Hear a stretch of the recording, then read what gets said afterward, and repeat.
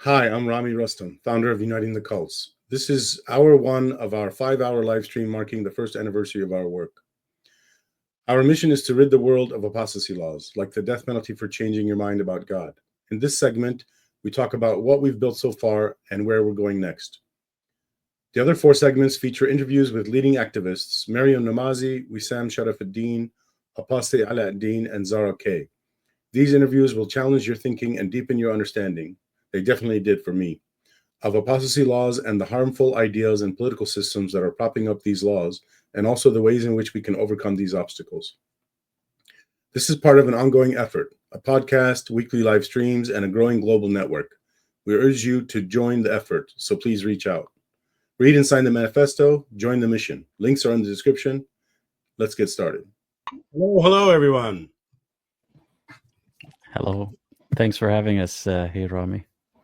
You're welcome, and thanks for coming to this. Thank you for coming to this. So this is the first anniversary of Uniting the Cults, a nonprofit I founded to rid the world of apostasy laws. Of course, I could say a lot more about that, but I'm going to skip anything right now. A lot of people don't even know what that is. The death penalty for leaving your religion. My name is Rami Rustam, and thank you all for joining us, our viewers and our special guests. We have with us Maryam Namazie. I don't know if it's the same orientation for everyone. Top right. Wissam Charafeddine, bottom right. Apostate Aladdin, bottom left. And then we were going to have Zara Kay with us. She had a conflict. She'll be with me in the 5th hour, though. So I really appreciate you all coming here. You guys have been doing this a lot longer than I have. I'm kind of a newbie to this. So I see this as I'm standing on the shoulders of giants. You guys know that phrase. I'm guessing a lot of people do. Instead of me presenting you guys a little bit, can you guys all take a minute or two to say a little bit about yourself and why you wanted to come onto this live stream here today? Maybe Maryam, we'll start with you. Hi, everyone. Hi. Thank you for having us. Hi to your viewers. I'm Maryam Namazie. I am the spokesperson of the Council of Ex-Muslims of Britain. I'm Iranian born, and I've been an activist for many decades now, doing various things, including refugee rights work and anti-death penalty, anti-stoning work, and also defending secularism, working on the right to apostasy and blasphemy for ex-Muslims in particular. I'm happy to be here. Thanks for having me. Thank you. Wissam?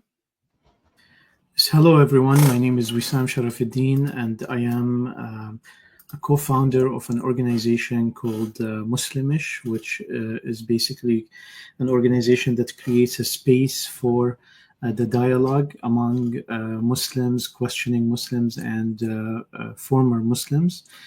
And I am on this show, Rami, because we have a united vision. We have a common vision. Your vision states that our vision is of a world that recognizes love as the goal and rationality as the method to achieve it.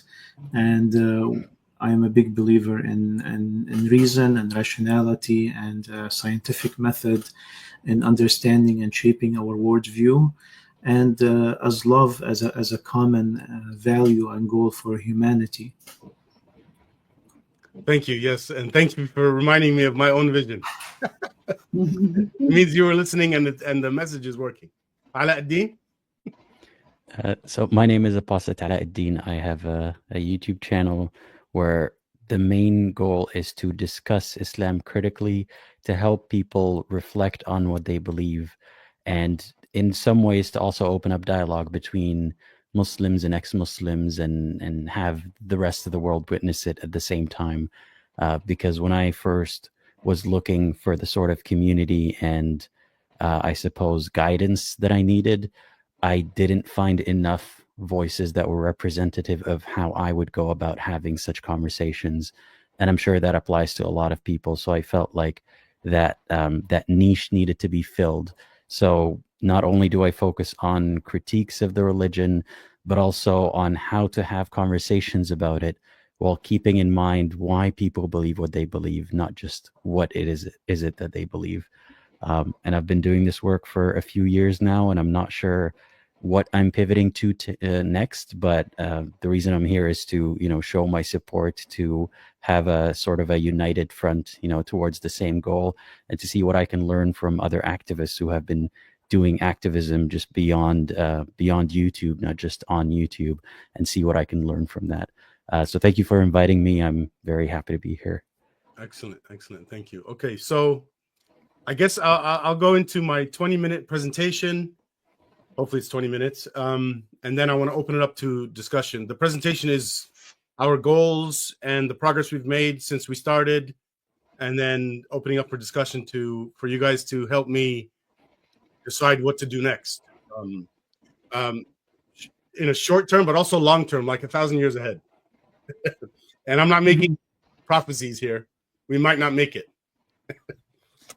Nobody laughs at that. That we might not make it. A lot of people think optimism is it's definitely going to be better in the future. I understand optimism means we can make it better in the future, but if we don't, it will be worse. There's a lot of forces making things worse. So while I'm making this presentation, if you guys want to make a clarification or adjust something, please go ahead and interrupt to hopefully make the presentation better. If you think it's going to be a long interruption, maybe wait till the end. So one thing to clarify, and I believe this is obvious for most people, definitely you people here, or anyone that's watched any of my content before. Part of the goal of this presentation is to invite critical feedback from my guests, but also everyone else. So I'd like to start by summarizing what we did last year in this program, the birth of this organization. Wissam Al-Binni was with me for about 4 hours. We did 2 separate interviews. One was on the scientific age. The other was on apostasy laws. And then I had Ellie Schragenheim with me to talk about cult behaviors in organizations. Cult behaviors is another way of saying pseudoscience. So I want to start by saying why I chose to focus on apostasy laws for this organization. I could have chosen other human rights abuses with regard to Islam, but I chose apostasy laws. I think the criminalization of apostasy is like at least one of the foundations for other human rights abuses. It props up all the others. So if we're going to choose one issue, we should choose the one that, if corrected, would correct all the others. And I think that's the criminalization of apostasy. Now, somebody made a good point, and I kind of already knew this, but they said I don't remember which country he's from. I think it was Bangladesh. He says, in this country, there's no apostasy law, but people are taking action on their own. So the issue there is apostophobia, and then acting on the apostophobia. So, of course, I'm working on both the laws and people's reaction to doing these kind of things, independent of, well, their country's laws. So, and to be clear, this is not just me or ex-Muslims saying that the apostasy issue is an important one. There's even imams have been caught on video saying, I say caught as if they didn't want to be caught, but I think they were openly saying it, thinking it's righteous, that if they had gotten rid of the apostasy law, then Islam would not exist today. I wish I knew the name of the imam that said this. I think there's more than one that said it on video. I think it's Qaradawi. Okay. I think I've heard that name too, yeah, in that context, yeah. So even according to that man, an imam, if there was no apostasy law, there would be no Islam, and then there would be no human rights abuses related to that. Now, we're all here because we want to change the status quo. The world will not be destroyed by those who do evil, but by those who watch them without doing anything. That's something Einstein told us. We see it as our responsibility to our families and to the human family. And we urge everyone to get involved because, as Martin Luther King said, injustice anywhere is a threat to justice everywhere. If we let bad actors commit evil anywhere in the world, those bad actors will eventually act directly against us or people we love. None of us are safe in that scenario. And here's my vision of a world that recognizes love as the goal and rationality as the method to achieve it. Now, I'd like to turn to our strategy. Uniting the Cults is primarily about education. And to be clear, I also want critical feedback on this, even this concept that I'm saying, you know, education should be the primary thing. And by education, I mean changing culture. In other words, we need to become agents of change, and we need to help others become agents of change also. Because we can't reach every community. We need people in every single community. And obviously not just in English, in all the languages that are in those countries that are affected. So what things do we need to educate people about? It's not just the importance of repealing apostasy laws, but also the obstacles that prevent us from achieving our goal and the ways in which we can overcome these obstacles.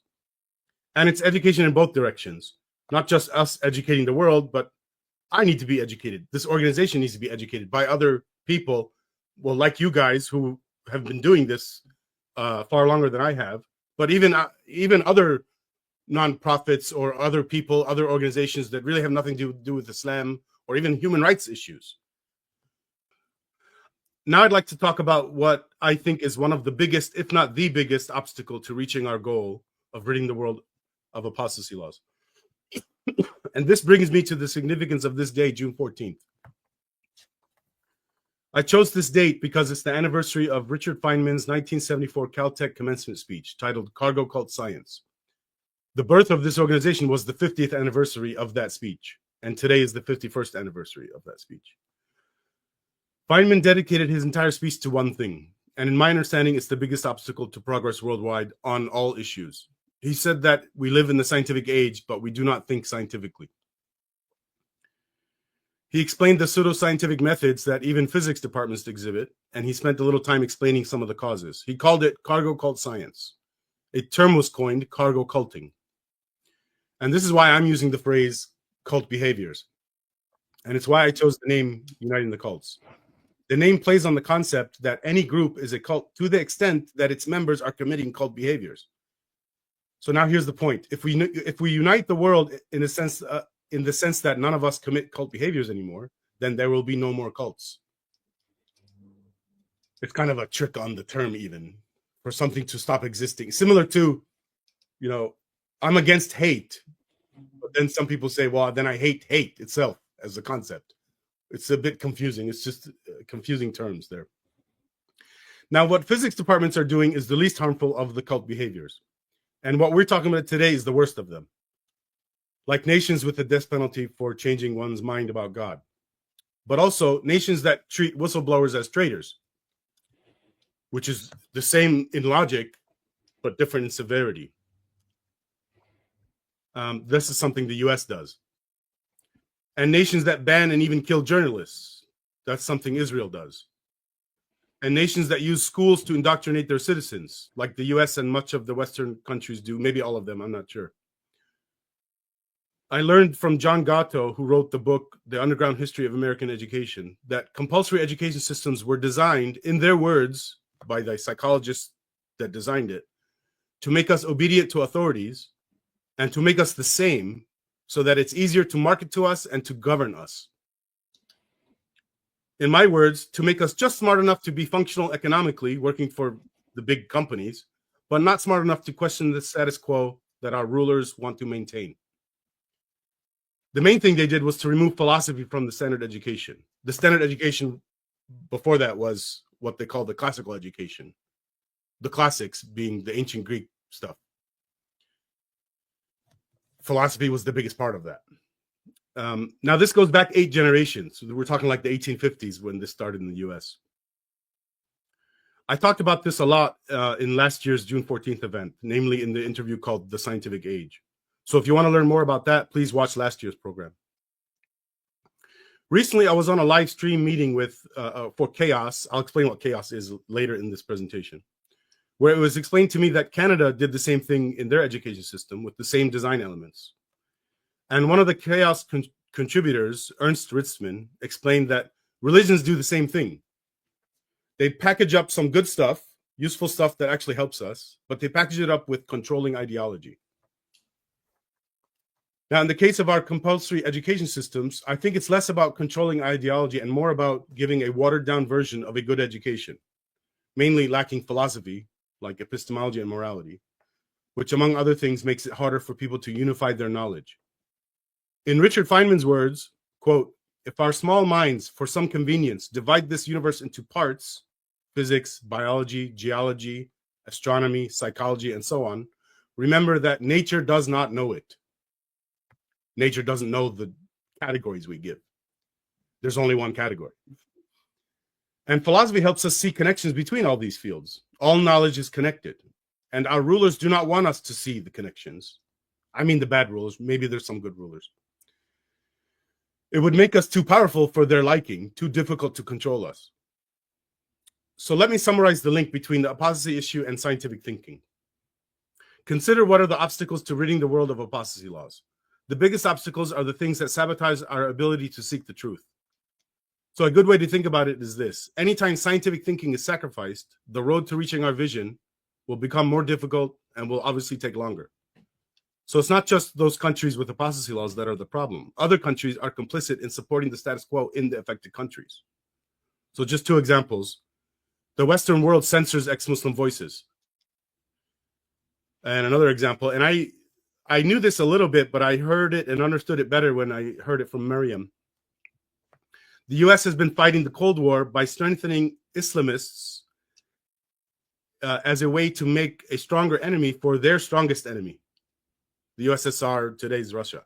Does that make sense, the way I explained it to everyone? Now, if this still doesn't make sense to you, or if you want to learn more, please watch last year's program where Usama and I spent about 3 hours explaining Feynman's speech. We played a large portion of the speech while we added our interpretations and explaining more examples and connecting it all to the issues we ex-Muslims face. Now, if you're still here, people that are watching, I'm guessing you like what you're hearing so far. So please help this video go viral. Like, share, and subscribe to this channel.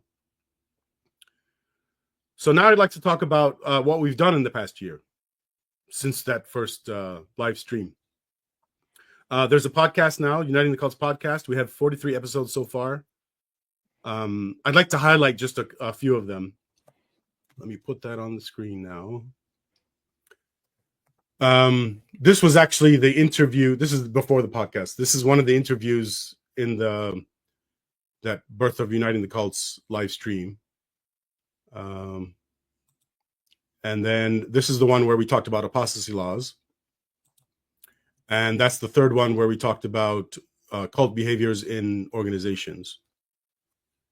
And then, so this was one of the earlier podcast episodes. This is Ellie Schragenheim. That's the same person that was with me on the first live stream, Birth of the Uniting the Cults. The reason I wanted to do this episode was, or is, I wanted to, so where he comes from, Ellie Schragenheim, or like his background, you could say, is there's a body of knowledge called theory of constraints. The name is meaningless, but it's just trying to apply scientific thinking to the business world, but also nonprofits. To organizations is the point. A group of people that want the same goal. And I was asking him to try to treat the whole world as an organization and to try to apply what he learned from that body of knowledge to that issue. I don't know that we got too far with it, but it was very interesting, and I learned a little bit from that. Let's see. Next one. This is another person from the same community, the theory of constraints community. And we were actually just talking about things in general, but the whole episode became one concept. How do we cause a worldwide scientific revolution? Which is another way of saying, how do we reignite the Enlightenment that happened in Europe? And I'm not saying that's dead. We still have it a little bit. We're still riding on its coattails. But I think we're going backwards. This next episode, very similar. How do we accelerate the noosphere? The noosphere is like the biosphere. It's referring to all human knowledge and communication technology. And I don't know if you can tell, but that's similar to saying, how do we reignite a scientific revolution? This person, Brian Charlebois, started an organization called Chaos to solve this problem. So let's see here. Let's see. Brian reached out to me after seeing some of my Reddit posts, and after some discussion over a few months, and after starting this organization, I decided to start helping him with his organization, and actually that became a new program in this organization where we're helping other people and their projects on projects that are working on or tackling the same obstacles we face. So what he's working on is we need more democracy, and he wants to make a system that doesn't censor our opinions. We don't have such a system now. There's no such thing that system that doesn't censor us. That's what he's working on, and that's what I'm helping with. I wanted to have Brian with us today, but there's too many people, so I want to have him with us next year. So to learn more about that, come to the show next year, and we'll have Brian with us. So let's see here. Let's move on. Let's see what's next. Oh, this is one of the live streams that I do with Chaos. We live stream our meetings for transparency and to invite more people into the project. So let's see here. Let's go next. Okay, so yeah, if you have a project that you think deals with the same obstacles we face, reach out to me and we'll see if I can support you in all sorts of ways. And by the way, this is not the only project I'm already helping with. There's 3 projects that I'm helping with now. I just wanted to mention one of them. So we also started a weekly live stream with Wissam Al-Binni, where we're helping people who are struggling with Islam, and we're also helping the outside world better understand us and our community, our troubles. I want to actually first explain how this live stream, this weekly live stream, Deconstructing Islam, how it manifested. Here's how it happened. Usama was one of the first people that I contacted when I started this organization. He's somebody I've known for a good 10 years before that through my mother, through activism that they were working on together. The Arab Atheist Magazine and the Arab Atheist Broadcasting Project. And when I first emailed him, I didn't ask for anything, but the first thing he replied saying, I want to be a volunteer. And I thought, how am I going to, what kind of things do I want from him? And I told him the most important thing that I want from him is to help me brainstorm, critical thinking, not any specific task, just help me think. And so we started doing weekly meetings. And after about 12 meetings, we converted that into the Deconstructing Islam live stream. It took about 12 meetings to get there, to think about what we're going to do and then do it. So that was a lot of brainstorming, a lot of going back and forth, a lot of playing around with ideas before we landed on this concept. And to be clear, one thing I do with Usama is I put almost no time on him. He's only committed to coming to the live stream. Everything in between, I do all the work. So for anyone that wants to get involved but doesn't have a lot of time, you can still get it done without a lot of time. I do occasionally email Usama. Most of the time he doesn't reply. Sometimes he does with 1 or 2 words. Sometimes he replies longer. I want to mention a couple of the episodes that we worked on, or series. There's even series we do because some of the episodes go a lot longer than multiple episodes. One we did, how to de-indoctrinate myself. This was part 1, Fear of Hell While Being an Ex-Muslim.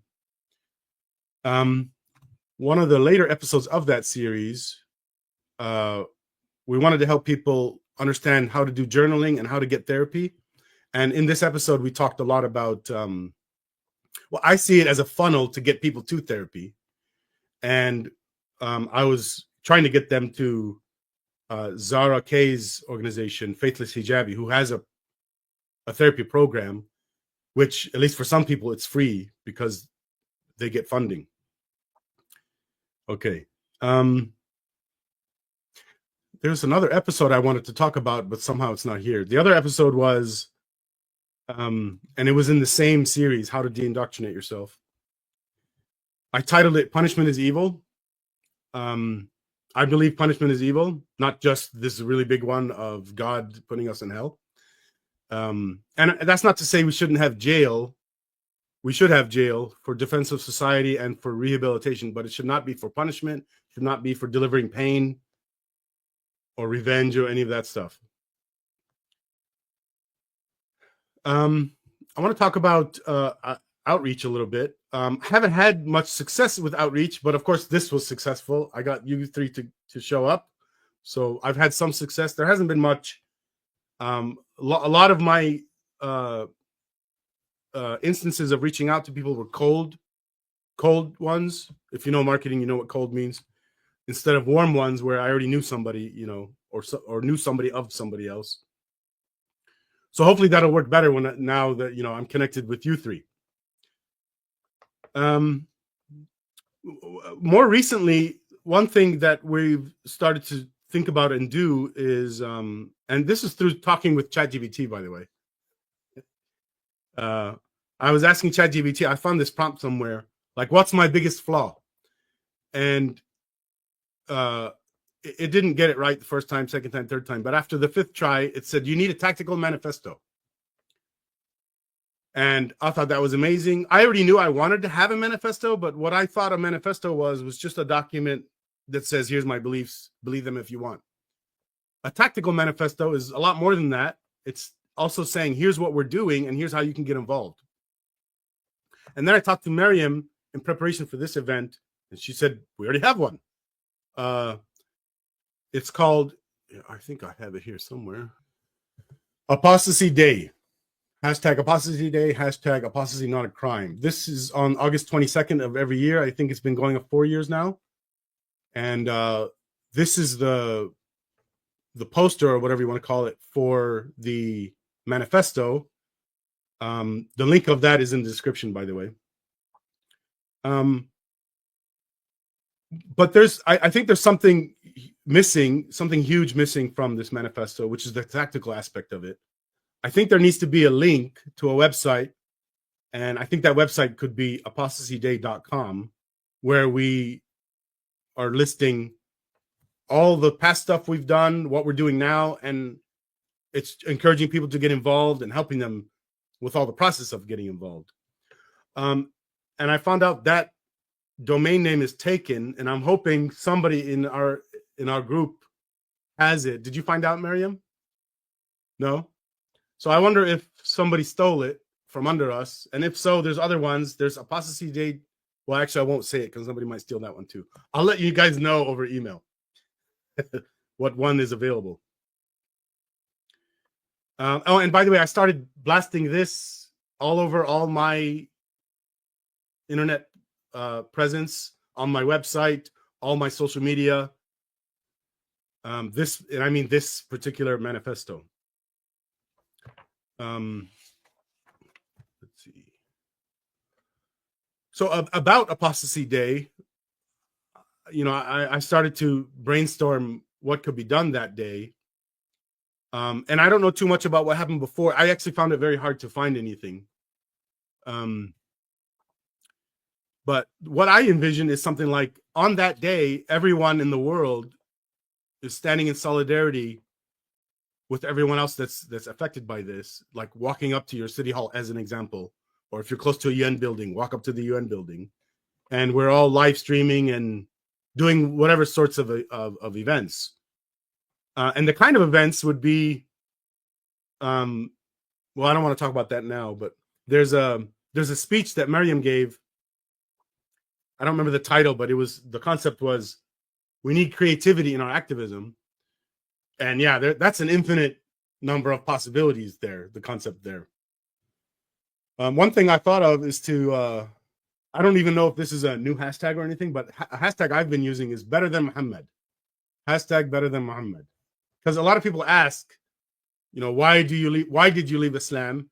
And my reasoning for leaving Islam, this is not the way I thought of it when I left Islam, but another way to think of it is, it's because I'm better than Muhammad. If I thought Muhammad's morality was perfect, then that would be a different issue. If I think my morality is better than his, I don't know why anyone would want to be a Muslim in that scenario. Let's see here. Okay, another thing. At some point, I want to write a book for Uniting the Cults, and I would like there to be multiple authors. I don't think it should just be one person. And I don't want to go the self-publishing route. I think there should be a publishing agent and a serious publisher that can actually get the book on shelves everywhere. I don't know when that would get done. I'm nowhere near close to doing something like that. For one thing, you need a huge following even before a serious publisher will look at you. You need something like 10,000 people following you for them to be interested. Okay, so I'm done with the presentation. Now I'd like to open it up for discussion, and I want to start with some questions to help you guys think. Where do you think we can improve? Where should we focus our efforts? What sort of collaborations should we be seeking out with you all or others? Who else should I contact to get on the podcast and potentially on the second anniversary of Uniting the Cults? Regarding educating the world on these issues, what opportunities are we missing, like speaking events? And finally, the question that generates questions, what questions am I missing that would help us develop our plans going forward? And to be clear, we can't say everything in this short half hour we have here, so I'm hoping we can continue this discussion about next steps after this short event. Another way to say this is, I'm hoping my questions and all these ideas sink into your subconscious so that you're thinking about it even when you're sleeping. So that's it. What do you guys think? There we go. I would like Maryam to start, and then we'll follow. Oh no. Okay. Thank you so much for your presentation. Lots of things to think about. Sorry, with what's happening in Iran and Palestine and all, my mind is kind of already mushy because I've got menopause, but it's become even mushier. So I was hoping the intellectuals will come before me, but anyway, I'll try my best. I think just a couple of points on the issues you raised. I think, when we're speaking about Apostasy Day, for example, this is something that was started by organizations in Ex-Muslims International, which is a coalition of ex-Muslim organizations. I think I spoke to you about joining, and we have we make decisions on new people who join at our monthly meetings, and I'm sure we'll be welcoming you very soon. And I think that is really one of the most important vehicles for ex-Muslims to organize, because this is already a gathering place of organizations and activists. And of course, celebrating dissent is key here as well, because these are conferences that are every other year, where we have effectively become the largest gathering of ex-Muslims across the globe. And for sure, you'll be there the next time we have one. And I think that's really where we have to just work together, build on, we're stronger together, obviously. And again, as you mentioned with the Apostasy Day, there's so many things that need to be done. This is a day that was, as I mentioned, started by Ex-Muslims International, and we've done international campaigns where we ask people to stand up for apostates. and it's had quite a good reach. On the first year we had, I think it reached around 233,000 people. We've got, I think, nearly 6,000 people who've signed the petition to end apostasy laws. But of course, so much more needs to be done. And again, I think we need people like you to bring in fresh ideas as well.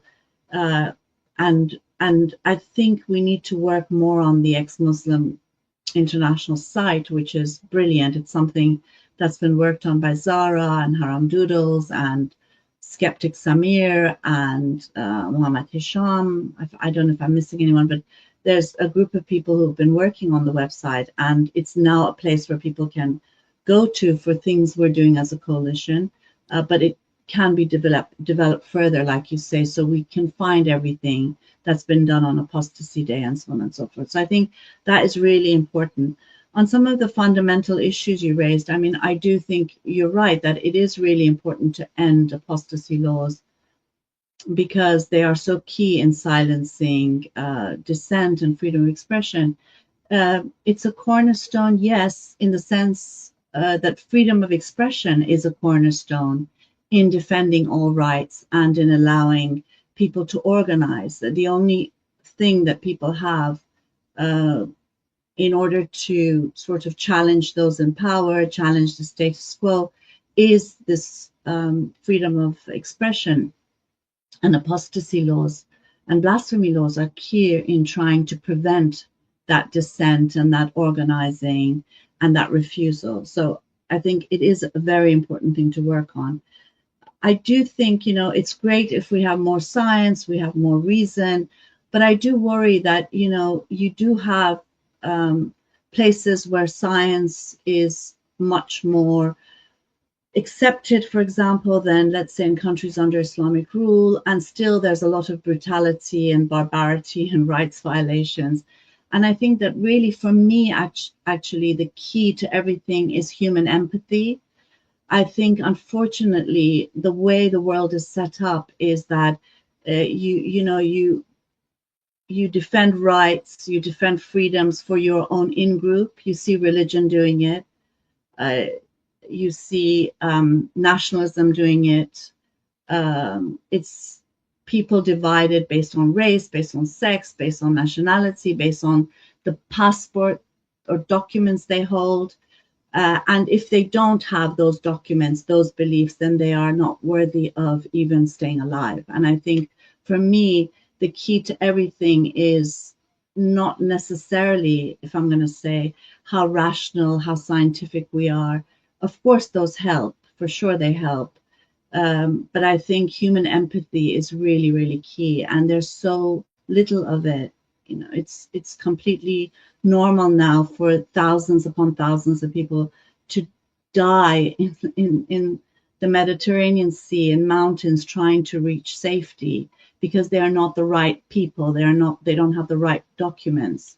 You see this in the Israeli-Palestinian conflict. It's completely fine for Israel to commit genocide because those are Palestinians, and automatically they're equated with Hamas. Therefore, it's easy to justify their mass murder, you know. And so I think that's, and we see it with refugees, we see it in the US, we see it everywhere really now. And it is, for me, that is so key, a return to some sort of human empathy and, you know, the understanding that we're all part of the human race. I mean, when you talk about love, for example, I think that is very key. So I think even when it comes to education, you know, yes, teach science, I mean, I think I'm just down now because of all the things that are happening in the world right now. So I do kind of feel like none of it seems to matter until we reach a point where we think that our enemy is also human. And I think, you know, that's something that I feel we need to do a lot more striving towards. Sorry, I'm blabbering on, but thank you. And I don't know if I've even helped with anything, but. Well, that's all right. I mean, I wasn't expecting everything to happen in these next 30 minutes or anything. But by the way, I want to clarify, my vision is of a world where people recognize love as the goal and rationality as the method to achieve it. Notice I put love first. I put rationality second, just to clarify. I think what you were clarifying. Yeah. Love and empathy, same thing. Who wants to go next? Wissam? Whatever you like. If Aladdin likes to go. He wants to go last. Well, I just have one, I guess, addition to answer your question of, what can be improved or how can we improve the outreach. I think what I'm noticing, especially with the younger generations, is, as we all know, a shortening of the attention span, which makes it harder to get somebody interested in your message to begin with, unless you immediately tell them what it is and make it catchy and make it grippy and, kind of just get them to watch something short, which is something that I hate that it is that way, unfortunately. There's so much that I want to say. There's so many conversations that will not be fruitful unless they go on for at least an hour or more. But given the way that people consume media these days, it might be helpful to have these conversations in that long format, but then focus on, which parts of these can be marketed or used for outreach. But the whole conversation is rarely, that useful to get new people interested. So that's something that I've learned doing my own YouTube stuff. And even though I don't like it, I don't like making short form content. I think that is what the people demand. Yeah, and I've been failing at that. All my content is long, and I haven't put any effort in making short stuff, except for cutting out clips of long stuff. But I don't think that works very well. Wissam? Yeah, so Rami, I know that you want like feedback on your program and on what you've done and you accomplished last year, and congratulations for crossing that 1 year cross line. But really, it is not really about that. It is what, first of all, you deserve recognition, regardless of the the technicalities and the progress in the various fields. And this is what I want to talk about, is like we need to have more of what you're doing. First of all, we need people to understand, to think, to ponder their values and take them seriously, take them responsibly. Your effort is standing up for some of the values that you believe in. Values are not just something that come granted, and it's not just comes to us and without any effort. These values have been shaped and carved and protected, and there are people who fought for centuries to establish them. A lot of the freedoms that we enjoy today, the luxury that we live in, if any, it comes from a lot of the values that were established in the Enlightenment age.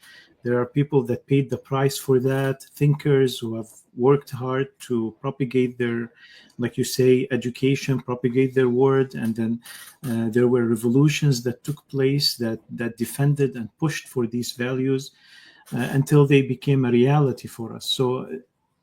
And we shouldn't take them for granted. And I think we're living a time right now where it cannot be as more clear than that. The danger and the vulnerability of these values, they need to constantly be replenished and protected and guarded. And second is that you decided to do something rather than nothing. And you've done the effort with the tools that you have, and you established something, and that stands as a testimony for anyone that you cannot just stay silent. You have to play a part somehow, either part of a bigger effort or a part of an organization, or create your own like Rami did. But you have to do something. We have to, all of us, be proactive in that, because passiveness is not going to keep us where we at. It's going to push us backwards, like what we've seen a lot in a lot of places today in the world. I mean, we are speaking today, and there is genocide taking place. We are on the verge of World War III. There are large areas of the world are under fire. It's just, I think just the shape of a tank should be an uncivil shape today. Like that, just the picture, the photo, the idea of having a tank or a bullet or a gun in 2025 should be an uncivil idea. Going back to wars and occupations and bombing and civilian casualties, etc. That is a tremendous regression in our civilization. So understanding our values, doing something about them, about protecting them, about propagating them. And the third thing is when we do something, then we start thinking how effective it is, and to make it more effective, how can we unite it? How can we collaborate with what's going on around us that meet our mission and values? We have to be pragmatic, and at the same time, we have to be very clear with our values. So I think that's the point of this effort that I've tried to establish, is to have the solid things that we are not going to negotiate about, like the universal values that we have come to today, and then being pragmatic in the tools and strategies and working together to accomplish and push and propagate these values. And then also how to set our priorities. Like Maryam is saying, we are really distracted, you might say, or we are overburdened, we are overwhelmed with the number of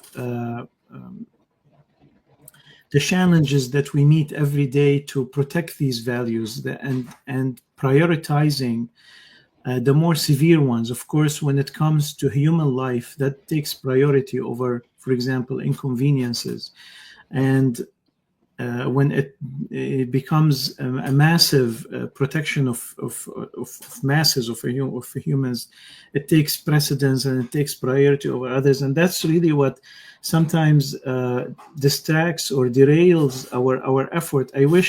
I wrote an article about 15 years ago, and I said, I wish that I have time to fight noise pollution. But I don't think I'm going to live in a world where noise pollution is at all a priority in a society, because of everything else that's taking place right now in the United States. We are living a challenge to our basic constitutional rights, to the very basics of the Bill of Rights of the Constitution. The foundation of this country is being challenged today. And the hope that we have, I always say this, that we have two things that gives me personally, and I hope it gives everyone the greatest hope. One is that newer generations are more globalized, they have more global thinking, they're more inclined to be sensitive to human rights. For example, in the United States, Gen Z will be the majority of voters in 2030.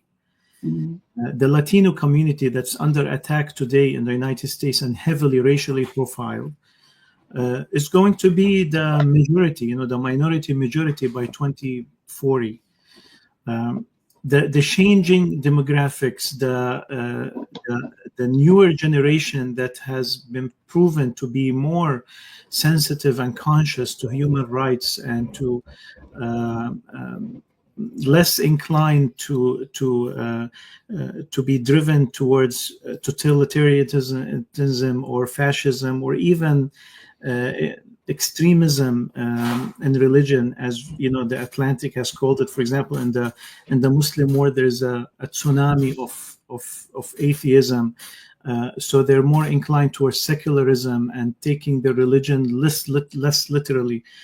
That is one big hope that we have. And the other hope that always shines on us is that there are countries that are way ahead of the rest of the world in terms of human rights and in terms of achieving a better overall quality of well-being in their society, especially like Scandinavian countries, like Iceland. Iceland, just the thought of Iceland is a happy thought for me, is a positive thought that gives me hope that no, humanity can do much better, and there are examples that are alive. It's not just theoretical, of countries doing better. I know it is not utopia, but they are doing much better than other countries. I was just reading this morning about the prison system in Norway, and it's true that they spend a little bit more than the average developed nation, but the effect that it has on the inmates, that they don't go back to doing felonies, they actually end up saving about 2 times more on the overall correctional system than most developed countries. So these kind of stats, countries that have experiments that became realities, always gives us hope. Thank you. All right. We have technically 3 more minutes before the first break. We're doing 5-minute breaks in between each hour. So in about 3 minutes, we'll go for the 5-minute break. What should we talk about for the next 3 minutes? Any ideas?